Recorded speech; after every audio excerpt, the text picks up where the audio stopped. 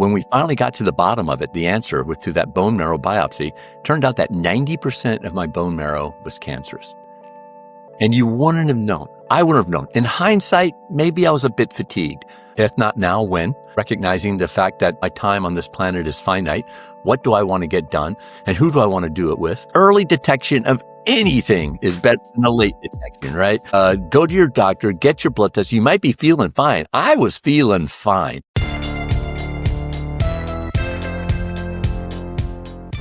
Today, we're diving into the mindset of action. If not now, when? And punch today in the face. Our guest is Ray Hartjen, a cancer patient advocate, musician, writer, and author of Me, Myself, and My Multiple Myeloma. Hi, Ray. Thank you for joining me today on the show. Jocelyn, it's a pleasure. I love speaking with you, chatting with you. You are just so filled with joy, puts me in a good mood. So the great news for me is today I get to be in a great mood because I'm speaking with Jocelyn. I appreciate that. Thank you so very much. Same here, okay? Yeah. Well, thank you. Okay, so let's get started. Ray, what happened in 2019 that became your punch today in the face moment and led to, if not now, when? Wow, you just cut straight to the chase now, don't you, Jocelyn? March of 2019, I had slightly before that, I had a routine blood test, came up anemic, with anemic values. And so trying to understand why I was anemic, the root cause led me down some, more blood tests, eventually a bone marrow biopsy. And then in March 11th, 2019, my hematologist, which unknown to me before I started this, almost every hematologist is an oncologist as well, a doctor of cancer. She diagnosed me with multiple myeloma. It's a relatively rare blood cancer, not as prevalent as, say, lymphoma, for example.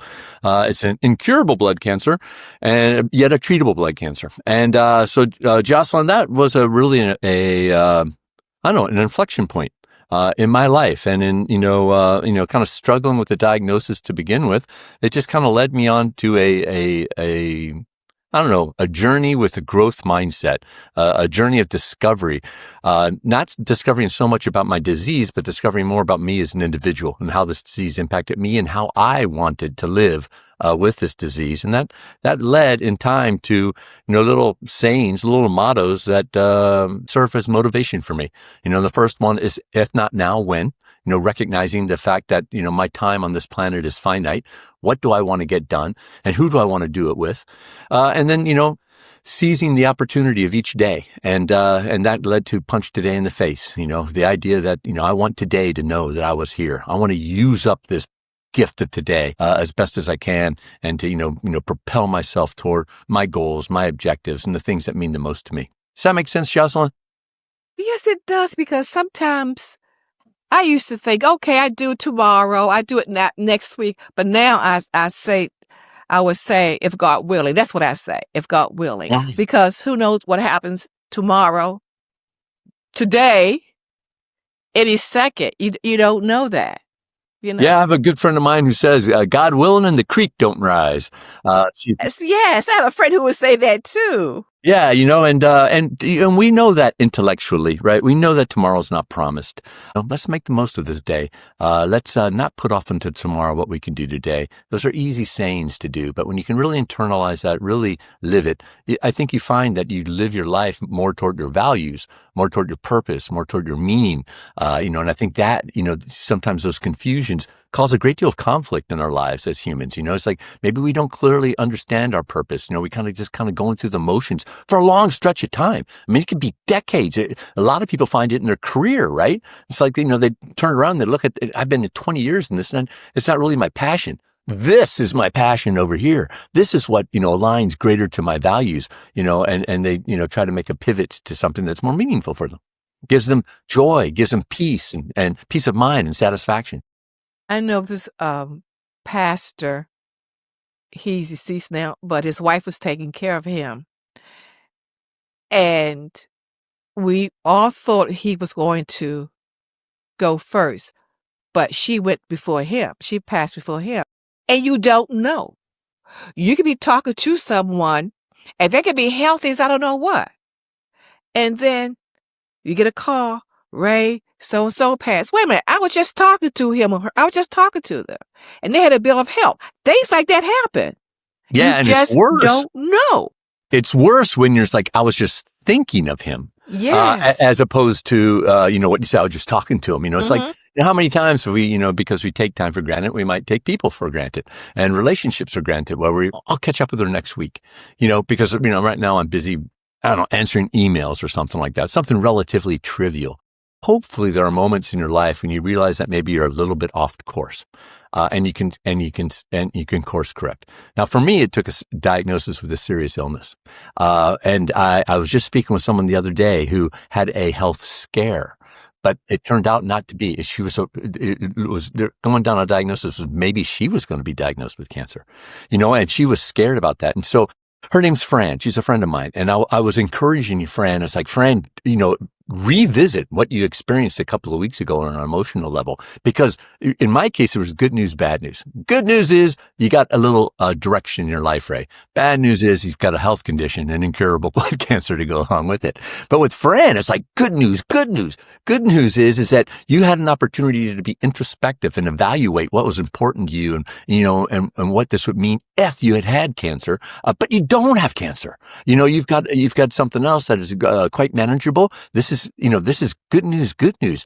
Go back there. It might be uncomfortable, but think about the way that you're feeling and make those course corrections that you might need to in your life to be more fulfilled. And again, like I said just a few moments ago, to have that joy and to have that, inner peace of mind and that sense of satisfaction. That's what we all want, right? And sometimes it's about, what are you doing and who you're doing it with. I know my cousin, she said, Jocelyn, she said, enjoy life. Enjoy your life if you can. She always says this, make sure you take care of your bills first. In Europe, people aren't working 50, 60-hour weeks like we do in North America. They're working 32-hour weeks. And they're still, maybe they're not getting as much stuff done, but they're getting stuff done. But there also is that pursuit of joy. And, definitely since, I had values, Jocelyn, before March of 2019, and they're still the same values now, but I used to speak about them. They're family, friends, fun, fitness, education, Right. and challenge. But no place in there was work. But, I always found myself in rewarding work situations because I was working with friends that kind of Right. felt family, and I was, educating myself and the like. And so, when you live according to your values, and one of them for a lot of people is family, but then they spend 50, 60 hours a week working.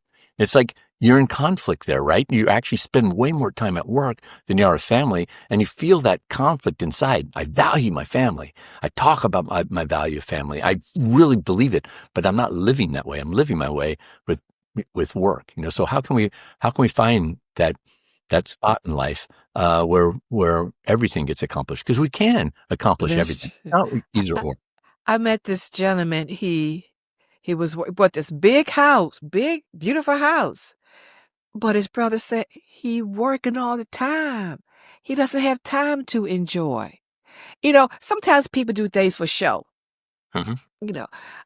Beautiful house, but you're not there to enjoy. You just working. You come home, you're tired, you eat, you sleep. Do you get up next? You eat and sleep. What? I think he was working I know more than maybe 7 days a week. I know at least 6 days a week. A lot of people work maybe 6 days a week, but around the clock constantly. How are you going to enjoy this? But my next question is, have you ever said to yourself, why me? That's a great question. And, maybe initially. I mean, I've heard it so often, with other people in their lives, where something, might have happened to them, adverse circumstances, and instead of asking why me, they just simply posed the question, why not me? And so I'd heard that expression before, and I probably. When I was diagnosed in 2019, I was 54 years old, relatively young, to have this diagnosis. I think maybe I did have a quick little, why me moment, but quickly snapped out of it. It's like, just like these brave people that have happened before me, why not me? So if I did it, if I had it, Jocelyn, I think I quickly kind of readjusted it, and said, well, why not me? Which takes those questions away. That neutralizes each of them. It's really the why is not important. What now is important. It, I can't change this diagnosis. It's an incurable cancer. So it really doesn't matter. It's why or why not. Doesn't matter. It's like, what's next? Now what? Right? Different types of questions. I'm sorry. I would probably said that happened to me, or anything can happen. When you take tests, I would say to myself, why me? I know how I am. I would feel sorry for myself. But then I know that I have to do something about it. Time is going by. Life is going by. You have to do something. Okay, I would be sad for a good while. I know that. But then you have to get up. You have to do things. Just like what you're doing, right? You cannot, in other words, you cannot let life goes by. You cannot let it go by. I'll ask you this question. Do you know at what age, when you have like the blood cancer, right? Mm-hmm. Do you know what age people will be diagnosed with that? Is it a young age or at any age? Yeah, it's really any age. It typically, I think you discover it in maybe some older patients, but I've run across people in my online communities that have been diagnosed in their late 30s, right? And so, the message I want to give you, Jocelyn, you've heard this message before, we're friends, but message I certainly want to share with your audience is that you need to go to your doctor once a year. Go to your doctor. Ensure that you have a blood test. Because I'll tell you my story. My story is I was 54 years old, and all of my workout performance metrics were every bit as strong as they were the 5 years previous, right? There was no outward signs that I had a disease, except for a routine blood test that showed that I was anemic. When we finally got to the bottom of it, the answer through that bone marrow biopsy, turned out that 90% of my bone marrow was cancerous. And you wouldn't have known. I wouldn't have known. In hindsight, maybe I was a bit fatigued. But give me a break, Jocelyn. In 2019, I was 54 years old, full-time job, married, 2 children in expensive private universities. Man, give me a break. I kind of deserve the right to be a bit fatigued, right? So, message to everybody out there, early detection of anything is better than late detection, right? So, go to your doctor, get your blood test. You might be feeling fine. I was feeling fine. I had, workout metrics that showed that I was fine, but I had one metric that showed that maybe something was wrong. And that was that blood test that showed that I was anemic. So, do yourself a favor. Go to the doctor, get a blood test, and hopefully it comes back great. And then you go back next year and do the same thing. And I know it's a bit inconvenient. I hate needles, Jocelyn. I don't know about you. I hate needles. And it's inconvenient going to the doctor, but it's an investment in yourself. And what better investment can you make out there, audience, than invest in yourself? That's simple. True. Go to yourself. Go to your doctor. Now, when I go to the doctors, I had a blood test last week, and I told the woman who was giving the blood test, I said, if I look, I'm going to faint. She said, well, please don't look. Please don't look. I said, are you finished yet? She said, miss, I haven't put the needle in yet. Give me some time. Give me some time. Then she started laughing, I want to look, but I know I'll just pass out. But everything, not only do I not look, Jocelyn, I don't look at the stuff that's like on the tray getting ready. No, I don't look at the needle. I don't look at the tubes. I'm looking and that's today. I mean, I get my blood tested once a week. Even today, I don't look at any of that stuff. So I can't. I try. I was telling the woman, I said, I give it to you to take blood, and nurses, doctors, period. I would pass out on everything. They would sue me. I couldn't do it. Take a blood test. But moving on, did writing a book help you process your diagnosis, treatment journey? It did. And, I soon after my diagnosis, I had I got really the privilege of participating in a few different interviews with media members, including some videos for the patient story done by a great woman, Stephanie Chang, out of the Bay Area, and then some newspaper stories as well. And through my social media profiles, I was getting patients and relatives of patients, and, reaching out to me, asking me Uh-huh. questions, about diagnosis, about treatments, how I felt and things like that. And it was awesome, Jocelyn, to have these interactions with folks. But I also thought, this is kind of one-to-one. Is there a way that I can scale this to a one-to-many? And I thought, well, geez, you're a writer. Why don't you write a book about it? And so I did. My patient memoirs called Me, Myself, and My Multiple Myeloma. Yeah, hold up a little bit more, There you Ray. go. Me, myself, and my multiple myeloma. You can also see it for those of you who are watching, not listening. You can see it right over my shoulder as well. Okay. This book, I wanted it to be a resource, and because I benefited from resources when I was first diagnosed, and I became a member of a cancer support group, and these brave cancer fighters, kind of taught me how to be a cancer patient, right? And maybe how to approach this thing a little bit differently, and not as a victim, but as a person like living, surviving with cancer. I soon after experiencing that group, dedicated I wanted to be like them. When I'm feeling good and feeling strong, and somebody might need a helping hand, I want to be able to reach back and be able to help pull them forward to where they want to be or where they need to be, right? Because people have done that for me, and I've benefited from it. I wanted to provide that benefit. I thought maybe a book might be a good way of doing it. That book, I want it to be a resource. I want it to be somebody from the community, somebody with multiple myeloma, writing to people who are associated with that community, whether you're a patient, a caregiver, an ally, or whatever, and it was very important to me to have that book to benefit the community as well. So one thing I'm very proud of is, on the back, there's the logo of the Multiple Myeloma Research Foundation. So my net writers proceeds from the book go to the Multiple Myeloma Research Foundation. So, hopefully it's viewed as a value-added resource. I know it's getting good reviews. It's from the community to the community for the community. It's a book that I'm proud of. But to answer your question directly, it did help. When you're talking about your health, you have to be honest with other people, right? It's not going to be a valued resource if you give like a bunch of half truths or you only talk about the comfortable things or whatever. I wanted to truly be a resource of value. And it's not just a cancer book. I like to think of it as a book on living, right? It's a book on surviving. Oh, life, Right? right. That's So good. I learned a lot of, revisiting, what I had gone through. I learned a lot, but it was also, digesting those learning moments with a growth mindset and a sense of discovery and like, how do I want to live going forward? It was helpful for me writing the book, and it's my sincere hope. I sure hope it's been helpful for others. I'm I've been sure. so pleased with the interact. I mean, it's far from being a bestseller. Who goes out and reads a book on You multiple myeloma? never know. You never know. You Yeah, never but what's know. been great is that people from around the world have reached out to me because of the book.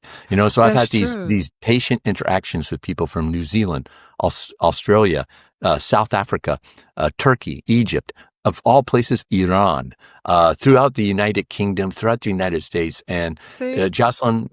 Aside from with my wife Lori raising our two children, the honor of my life, sincerely, Uh-huh. is engaging with these cancer fighters, these Uh-huh. patients, these caregivers and allies, and hearing their stories, and together as a community, building a safe online supportive community that makes us all stronger. It's been I an was going to honor. say that it has have to make you stronger, and make other people stronger also with doing that. And see, look, I mean, all over the world, people are contacting you. That's really something.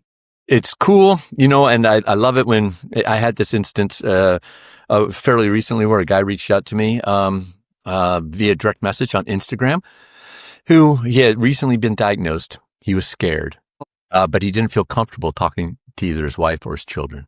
And I was just blown away that, it's like this guy needs a safe space, and he trusts me to be that safe space. And I mean, that's maybe the biggest compliment that anyone's ever given me, and so it's, him reaching out to me and, being vulnerable in the moment, but being trusting in the moment. It meant a lot. It meant a lot to me. And those types of engagements, I mean, like I said, it's truly an honor. It's a privilege. Evidently, he didn't say anything to his family at that time. Well, they knew he had cancer, but Oh, he was afraid. He was afraid oh, to talk about to his talk. fears and things like that. Oh, because Um, yeah. I So see. he just He wasn't able to get there yet. He's there now, right? But when there's a lot of emotions that take place, at least there were with me. And then there's a realization for me that, it was, I am more than my physical being. I'm actually more than my physical and mental being put together. It dawned on me relatively early in my cancer fighting journey that, there's not only the physical component and the mental component, but there's this emotional component and spiritual component as well. And they're all kind of interrelated, and strengths can lift up some of those areas that are lagging. But then there's other times when those areas that are lagging can pull down your strengths, right? So, understanding who you are as a whole person, for me, it took a little bit, took a couple of weeks into my journey. I kind of actively approach, the realization, like I'm more than just, who I thought I am. And I need to tend to all these areas to make sure that my overall well-being is as high as possible. So you said it took you weeks. For some people, it might take them more than that, or some people do not want to face it, and time is going by, not dealing with it, right? I mean, people like that. We know people like that who it's hard to accept what the doctor have said, and you just push that to the side. Right? Push it to the side. I just don't want to deal with that. I don't want to deal with that now. And then when you say now, then now it's going on more and more and more. You're saying that for about weeks or months. And by that time, you're describing an instance where people are like maybe in a bit of a denial, or if it's not denial, it's like I'm going to deal with it later. Right. For me, and later never comes. For me, the realization came because I was doing too much. Hopefully I'll share this story really kind of quickly. But when I first got diagnosed with multiple myeloma, they said, "Hey, Ray, in like 6 months, we'll get you on an induction therapy of drugs, and then in about 3 to 6 months, we'll do a stem cell transplant." It's kind of like a typical roadmap. And I'm like, I'm going to be an overachiever. 3 to 6 months, forget that, Jocelyn. I'm going to do it in 3 months. I'm going to be in fantastic physical condition. I'm going to work out. I'm going to, be, super nutritious with my diet. Well, 10, 11 days later, it's a Friday night. I'm going out to dinner with my wife, Lori, and our son, Raymond. And I'm exhausted. It's 11 days into my fight against cancer. And I'm just absolutely beat. We're at a P.F. Chang's restaurant, and I'm too tired to read the menu, and I'm thinking, well, why am I so tired? And that's when the realization hit me, is that, you're more than just this dude working out and watching his diet, to present, the best physical condition possible to speed up a stem cell transplant. You're neglecting all these other parts. I mean, there's that mental and emotional aspect, because Jocelyn, a newly diagnosed cancer patient, cancer was pretty much the first thing I thought about when I woke up in the morning, the last thing I thought about at night. Right. And it kind of was a lot That's of natural. what I thought about during the day, right? So I was neglecting the mental and emotional side, the spiritual side of me. And that's when it dawned on me as a musician with a mixing board and more bass. For me, more guitar, or more bass, less treble or whatever. That's when I became aware of like, hey, Ray, your whole being is more than just your physical being. You need to pay attention to these other components. When you neglect those, they can drag you down. I was mentally and emotionally exhausted. That was dragging down my physical ability. That's what made me so tired. And then it kind of like dawned on me. So for me, it was kind of doing too much all at once, and recognizing that I needed to tend to all areas of my garden, not just row number one. Does that make sense? That's tough. Yes, it does. Believe me, it makes sense. It makes sense. I hope everyone is listening when the episode comes out. Let's talk about the timeline exercise. What is the timeline exercise concept, and what is the main goal for patients and readers? I'm glad you asked that, because when I just shared that story about sitting in the restaurant being tired, like a day or two later, I thought, wow, you learned something about yourself, Ray. What else could you learn about yourself on this, fight against cancer? And then I revisit this timeline exercise. And if you're not familiar out there with it, audience, this is super quick. You can do it in your head, but if you have a piece of paper and something to write with, you can do it with that as well. But, you just draw a horizontal line from left to right. And then at the far left-hand side, make a little tick mark. Far right-hand side, make a tick mark. Now on the left-hand side, underneath that tick mark, you write the letter B. That's going to represent your birth. And since you're way smarter than me out there, audience, you know what the right-hand side is. Underneath that tick mark on the right-hand side, write the letter D. That represents your death. So this is your timeline. This is your timeline on the planet. And as we discussed earlier, Jocelyn, we all know intellectually that tomorrow's not promised, but that's not really what we believe or what we think. So, the introspective part is take a moment and think, where are you on your timeline? And Jocelyn, when I used to do this, I used to facilitate this exercise in a time management course. I facilitated it when I was with Sony. And, so I led this exercise multiple times with hundreds of people, and I would do it for myself. But, being the facilitator at the front of the conference room, and I would just kind of haphazardly put my tick mark for where I was in the middle, because I was going to live to be forever, and if not forever, Right. probably at least 100, but, being intellectually honest with myself after my diagnosis, I thought, well, I'm probably further to the right than I originally thought, than I've thought for all these years. So that when you look at your timeline out there, audience, what does that mean to you? How do you feel about this timeline? How do you feel about where you think you are, where you believe you are? And what does it mean to you? What it meant to me when I looked at my timeline, rather obviously, I thought, I've probably, like a lot of humans, been guilty of taking time for granted too often. And Right. I many times would be that person who would be thinking like, one day I am going to ... And sometimes it was I took all tomorrows for granted, next week's, next month. But sometimes, depending on the topic, it would be decades, years, decades, Uh-huh. and so I looked at that and said, yes, I think I've taken time for granted too often. But what does that mean? How does that manifest itself in your life, Ray?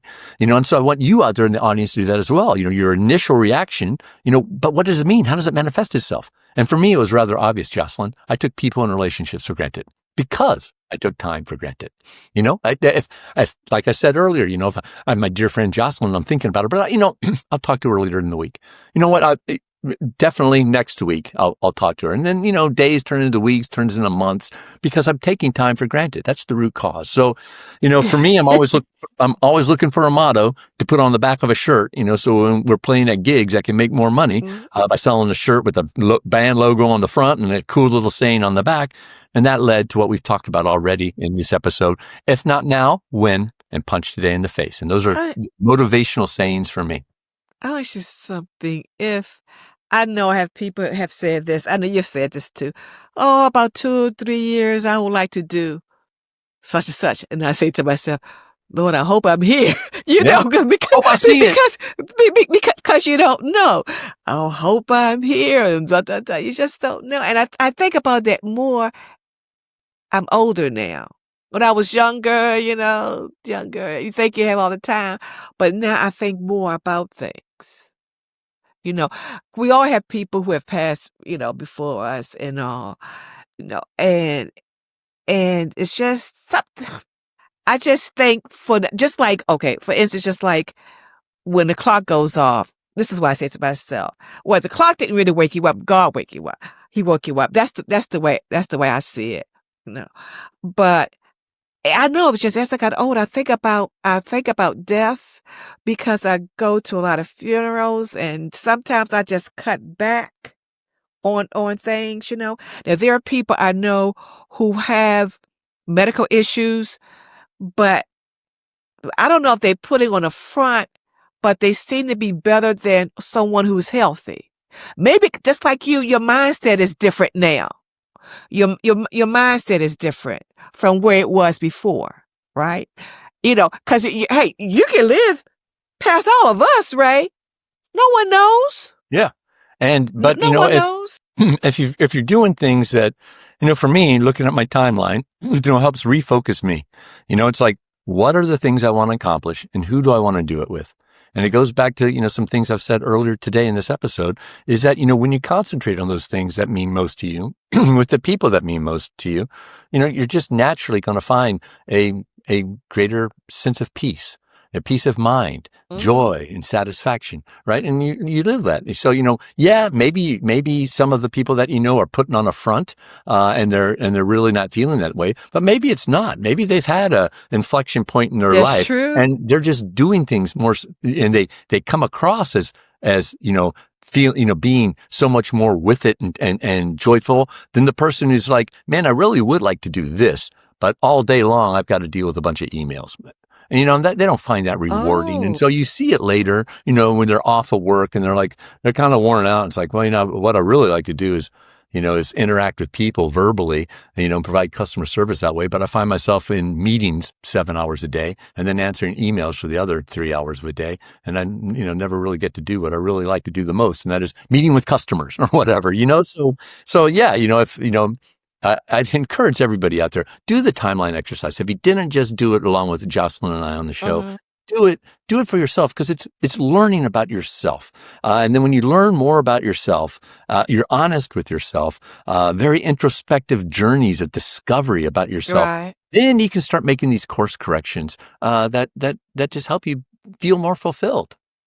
When we were talking, and I was saying, I don't know if people putting on airs or not, but I think about it also that maybe they at peace. They accepted it, finally accepted it. Just like you were saying, what are you going to do about it? What are you going to do about it now? Right. You accepted it now. And maybe they accepted it to the point where they live their life the way they want to. They could be, can they be more, I don't know if the word's not happy, but they more at peace with themselves. And they're just going on with life. No one knows, I said over and over again, how much time we have on earth. You just know what the doctor told you. You know that. But none of us know anything really. Yeah. What's going to happen? Like I said, What's tomorrow's going not to promised. happen? So what are we going to do about today? We were lucky, you and I today, Jocelyn. We got the gift of today. How do we honor the day? How do we honor those who didn't receive today? How do we honor ourselves? What are we going to do about today? What's the canvas? We have a blank canvas. What are we going to paint today? Let's get to it.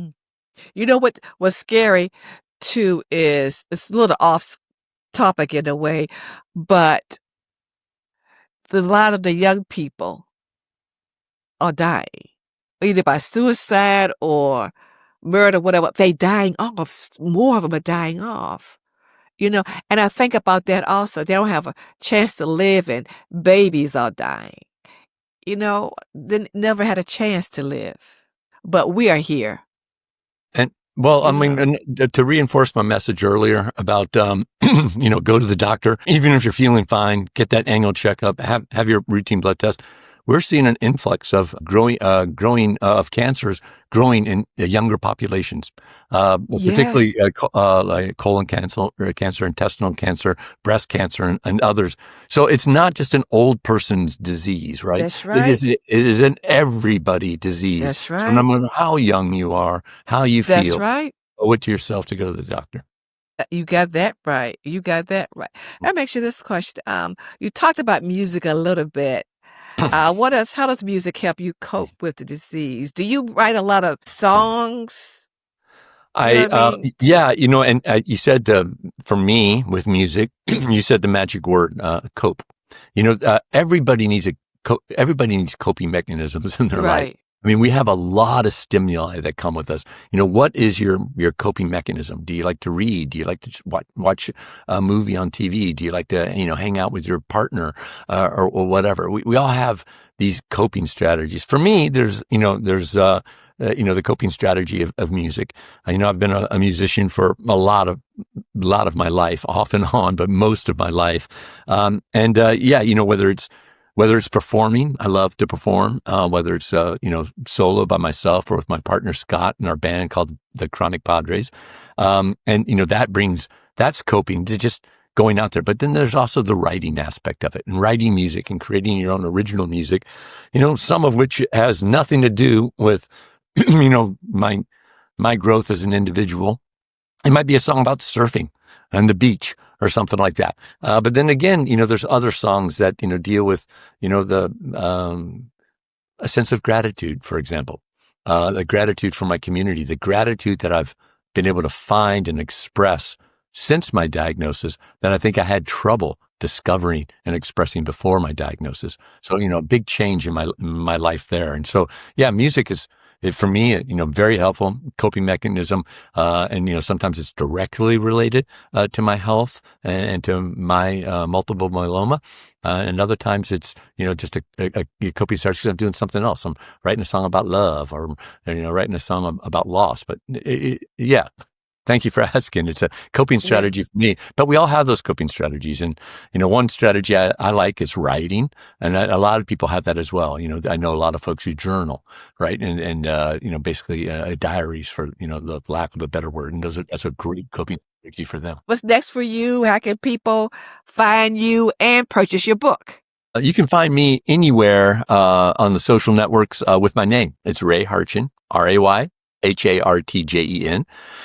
there's anything I can do for you, audience member, please reach out to me, whether it's through a social platform. RayHartjen@gmail.com is my email address, and my website is Ray Hartjen as well. What's next for me, Jocelyn? I'm working on another couple of books. One's a nonfiction book about hybrid marketing. I recently published a novel. I have 4 nonfiction books published. But, again, if there's anything I can do for you, particularly if you're a cancer patient, somebody in your life has cancer, so you're a caregiver or an ally. And if there's anything I can do for them or for you, please reach out to me. It's like I said earlier, it's been the honor of my life, listening and hearing the stories of others, engaging with them and seeing how I can help. And if there's one thing I can stress to folks out there, you are stronger than you know, individually. But together, collectively, we're stronger still, right? So when you need the help, seek the help.